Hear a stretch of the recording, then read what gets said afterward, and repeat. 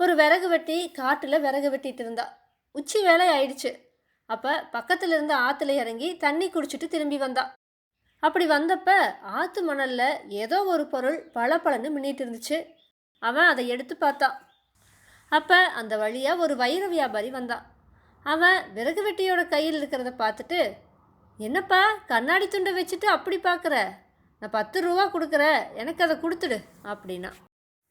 ஒரு கண்ணாடி துண்டுக்கு போய் ஒருத்தர் 10 ரூபா கொடுக்குறானா, அது கண்டிப்பாக விலையுயர்ந்த பொருளாக தான் இருக்கும் அப்படின்னு விறகு வெட்டி யூகிச்சிட்டா. இன்னும் அதிக விலை கொடுத்தீங்கன்னா கொடுக்குற அப்படின்னு விறகு வெட்டி சொன்னான். 15, 20ன்னு உயர்த்திட்டே போய் கடைசியாக 25 ரூபா கொடுக்குறதா வியாபாரி சொன்னான்.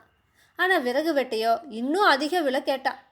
வியாபாரியும் 25க்கு மேலே இல்லை, நான் அடுத்த கிராமத்துக்கு போயிட்டு இன்னும் 3 மணி நேரத்துக்குள்ளே இங்கே திரும்பி வந்துடுவேன், அதுக்குள்ளே ஒரு முடிவுக்கு வா அப்படின்னு சொல்லிட்டு போனான். அந்த காட்டில் யார் வந்து விறகு வெட்டிக்கிட்டு அந்த வைரத்தை வாங்கிட்டு போகிறான்னு நினச்சிட்டா அந்த வைர வியாபாரி போயிட்டு 3 மணி நேரம் கழித்து வந்து, ஆமாம் நீ என்ன முடிவு செஞ்சுருக்க அப்படின்னு கேட்டான்.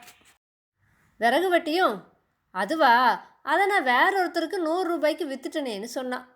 அப்போ வைர வியாபாரி, அட முட்டாளே, அது 10,000 ரூபாய் மதிப்பு இருக்கிற வைரம், இவ்வளவு குறைஞ்ச விலைக்கு வித்துட்டியே அப்படின்னா. விறகு வெட்டி அதுக்கு, யார் முட்டாள், வைரத்தோட உண்மையான விலையை தெரிஞ்சுக்கிறதுக்காகத்தான் நான் அப்படி சொன்னேன், நீ 10,000 ரூபாய் கொடுத்தேன்னா உனக்கு அந்த வைரத்தை கொடுக்குற அப்படின்னு சொன்னான்.